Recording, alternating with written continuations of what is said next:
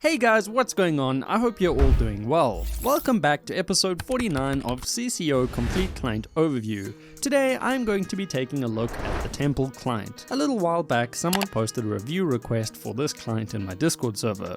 2 people voted for me to review it, while 15 people voted for me not to review it. Let's see if this client is as bad as people clearly think it is. But before we do that, I'd like to quickly shout out the legends that are my YouTube members. If you would like to support the channel, please consider looking at the benefits down below.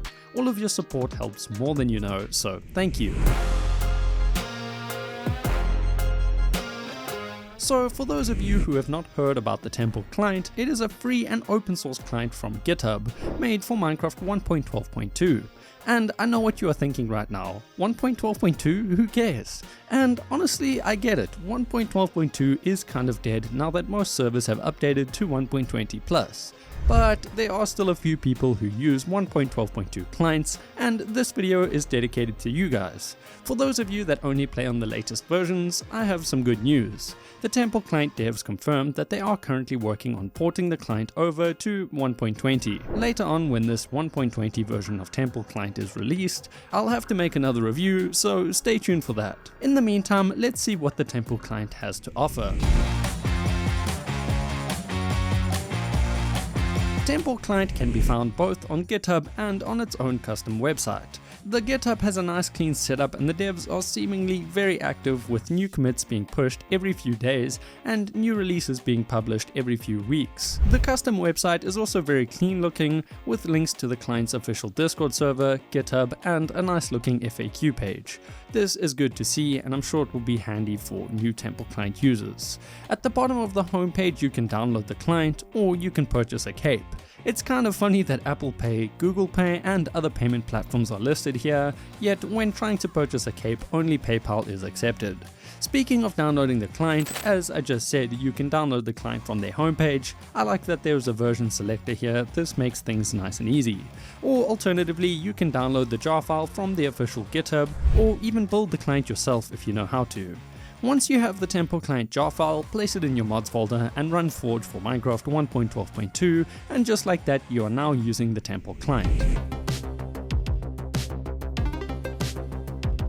Now let's take a look at a few of the render and utility related modules offered by the Temple client. ESP. This module is not only super helpful, it also has some cool shader options. I like the look of these renders, but they break when shader packs are used, which really sucks. Tunnel speed. This module basically spams jump for you to make you go faster in any area that is 2 blocks high. This is great. I have actually worn down my keyboard after 7 years of manually doing this. If only I had known about this sooner. Particles. This is another render module that adds some extra particles to the game. This looks good and the easy particles are kinda funny. Fast break. This module lets you break blocks instantly. It has a few settings and works well, though it does not work on all servers. Base Finder. This module logs the coordinates to bases when you AFK fly past them, so that you can later travel back and view them. Panic. This module disables all of the active modules to try and hide the fact that you are hacking. Toggling this module reset my client and removed all of my configs, which was very annoying. Log4j Alert. This module logs any messages sent in chat containing Log4j exploit scripts. It is not really the most helpful module ever. It does not prevent Log4j, but it does let you know if people are trying to use the exploit, I guess. Hey guys, before we get into the PvP modules, I want to do something a little different. This is not something I do often, I just want to see how it goes. Can we set a like goal of 150 likes?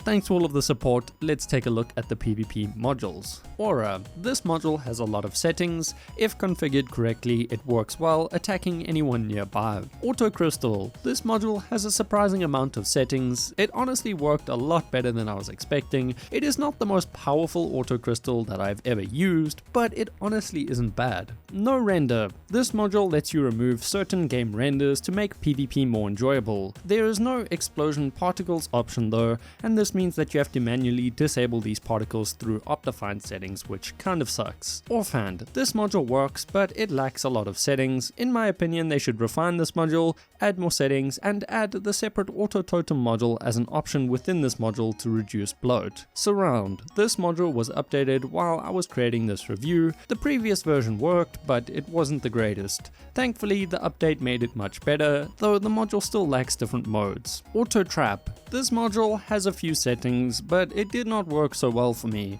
Though again, the module was updated halfway through my review, and the update made it much better. The default key for opening the client's GUI is right shift. There are actually two different GUI skins, the first one being identical to the future client, as the temple client was also based off of the Exeter client GUI, with the second GUI skin being a CSGO themed GUI. This CSGO skin is functional, but personally I prefer the old school style of GUI. Speaking of GUI features, the GUI comes with a comprehensive GUI editor that can be toggled and opened with the Grave keybind. This HUD editor works well and it is easy to use. The GUI does also offer some cool additional settings like particles and background color, which is great, and there is a scale setting too, which is super helpful. Overall, the GUI looks good, functions well, and is pretty customizable. When it comes to having issues with the temple client and getting support, the Discord server is probably your best bet. There is a support thread here and the devs are pretty active. Otherwise, if you are looking for simple client info, you can find this on the custom website under the FAQ page. So in conclusion, the temple client is not a bad client. I don't think it deserved the hate that it originally got, and saying that, I see that there was a second vote where it did much better. The client is not perfect. For one, it is on 1.12.2, which is kind of dead, but as I said at the start of this video, a 1.20 version of the client is being worked on. The modules offered by the temple client are decent. I think the client's best features are the client's render modules and shader options, though these break with other mods and shader packs, which is a deal breaker to someone like me who always uses shader packs or third-party mods like the replay mod, for example.